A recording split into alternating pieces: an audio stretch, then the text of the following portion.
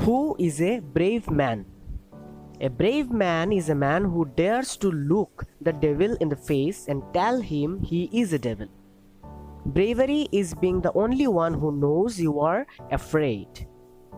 Hello students, this is your English 1 teacher, Sir Arindam, and I welcome you all to my YouTube channel, Revision Learning.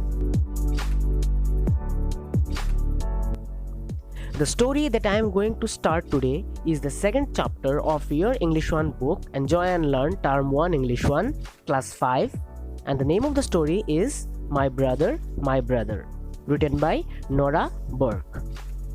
This is a beautiful but true life adventurous story of a brave boy, Sher Singh, who doesn't know what is fear. But before starting the story, for your general knowledge, we will learn about National Bravery Awards. Bravery Awards are a set of awards given annually to 25 Indian children below 16 years of age for their meritorious act of bravery against all odds. The first National Bravery Award was given in 1957 to Harish Chandra Mehra for his courage and presence of mind, who saved the life of the then Prime Minister Jawaharlal Nehru along with many other dignitaries. You can read about his act of bravery from this portion of your book. Now, let's get back to our story. Sher Singh, a 12-year-old young boy, lived in a hut in the jungle of the Laldhwani village with his small brother Kuwar and mother. His father was away in the jungle with a photographic expedition. Now, photographic expedition means a journey or excursion undertaken for a specific or particular purpose. It's basically done by a group of people for vlogging purpose or for any cinematography or movie purpose, or sometimes for the purpose of making the documentation of an area's landscape, people, cultures, customs or history. So, Sher Singh's father was with that photographic expedition group along with the other people of the Laldhwani village. They went as beaters. Beaters means those who beat drums to frighten the wild animals of the jungle. Suddenly, one day, Sher Singh's younger brother Kuwar fell ill. He was suffering from stomach. Sher Singh and his mother tried a lot to cure Kuwar, but they were unsuccessful. When all the tries went in vain, his mother, without weeping, said he must be carried to the hospital at Kalaghat. When his mother said so, Sher Singh realized that maybe his brother is going to die, and hospital was the last option of the ill-fated people of the jungles. Kalaghat was at least 50 miles away, but Sher Singh hoped that if he could get through the jungle and cross the two rivers in between, then there is a chance that he might get a lift in a bullock cart or perhaps even a broken down truck for the last part of his journey. So soon, Sher Singh started his journey carrying his younger brother on his back. He did not care about himself and tries hard to save his younger brother's life. The night sky was completely purple black. Sher Singh had good eyes. He saw the sight of bear tracks in the dust, their square front paw and long back one with the shaggy claws. This made him feel very uneasy around him, but he didn't fear as he was very brave.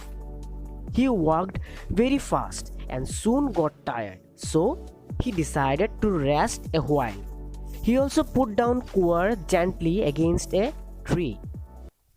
Suddenly, he heard the jostle, which means pushing, and squeal, that means a long high-pitched cry or noise of elephants. He saw the elephants traveling below him on the riverbed. He could see the old tusker, an elephant with long tusks. You can see the picture of a tusker elephant here. The old tusker was playing with his trunks to and fro along with the babies, the baby elephant. All of a sudden, they came towards the boys. Sher Singh now became very frightened. With Kuar, he could neither climb nor run. The tusker snorted, which means make a sudden explosive sound through the nose. The tusker trumped and shook his head, and then he hurried up the riverbed, and all the herd went with the tusker. They left the place. They got disappeared. Sher Singh finally got a big sigh of relief. He quickly moved into the riverbed, taking Kuar on his back once again. There was not any bridge on the first river, so Sher Singh found a lot difficulty to cross it, as the water of the river was very cold and deep. He saw that there was a bridge in the second river, and so he thanked to God for this. But when he came near to the shore of the second river, shore means banks of the river, so when he came near to the shore of the second river, he saw a steady roar of flood from far away. The second river was flooded. A big head of snow must have melted yesterday, and it took the shape of a big flood, overloaded water all around the second bridge. Sher Singh looked for the bridge, but it was not there. Now I think that there is a question in your mind how Sher Singh will go further now, how he will cross the river. Let's see how he crossed the river. When Sher Singh looked for the bridge, it was not there, as it got damaged due to the flood. And as he was not alone, along with his younger brother, it was not possible to swim at all and cross the river. But he saw the wreckage of the bridge. Wreckage means the remaining of anything that got damaged. Sher Singh gathered some grass and turned it into a rope. He tied the rope round his brother and himself in order to keep them together, and then he entered the water. The water was very, very cold, just like the ice. Sher Singh was getting frozen because of the water, but still he kept his brother's head above the water and inch by inch moved along. He was deaf, he got blinded, frozen as well as tired, but he went on and on. See how courageous he was. He overpassed all the difficulties and finally he crossed the second river also. After that he went walking on and on. Soon, in a far away, he heard some sounds signaling a village. But after that, as he was too tired, he couldn't remember what happened next.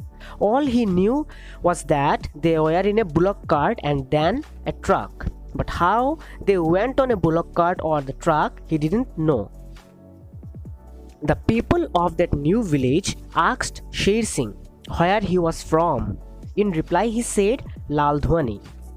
Actually, the people were surprised to see that how a small boy was able to cross the river which was flooded, and that too carrying his younger brother on his back. Soon they reached hospital. Sher Singh always felt shy of big buildings. He did not go in much there because he lived in the jungle. Much later, the doctor of the hospital came out of the veranda and asked whether he is the boy who brought the child from Laldhwani. And Sher Singh replied, yes. The doctor smiled and gave Sher Singh a title of Bahadur.